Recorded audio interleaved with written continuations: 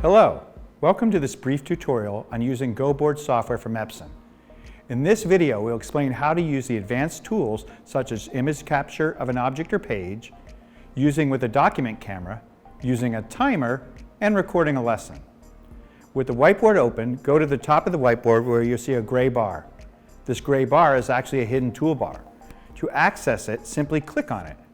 Moving from left to right, you will see a whiteboard icon. Click on this when you wish to toggle between the whiteboard and other PC content. Next is area capture. This tool is used to select and copy an object or area on your screen. Simply click the area capture button, highlight the content you wish to copy, then it is automatically pasted to your whiteboard.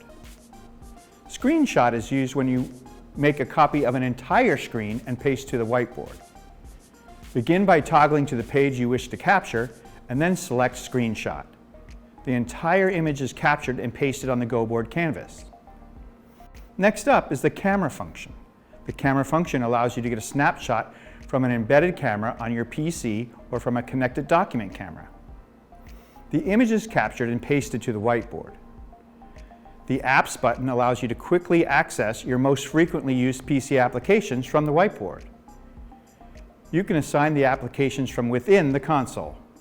This is explained further in the Exploring the Teacher Console video as part of this series. Next is the Record icon. This allows you to record and save a lesson for later usage. The lesson will save as an MP4 file which can be shared and viewed on other computers even if they are not running the GoBoard application. There's also a timer built into GoBoard that counts forward like a stopwatch or backwards to time a particular exercise. For example, if you wish to give 1 minute to students to answer a question, you can set the duration, set to timer, and press play. The End Session button will close a whiteboard session without exiting the whiteboard application.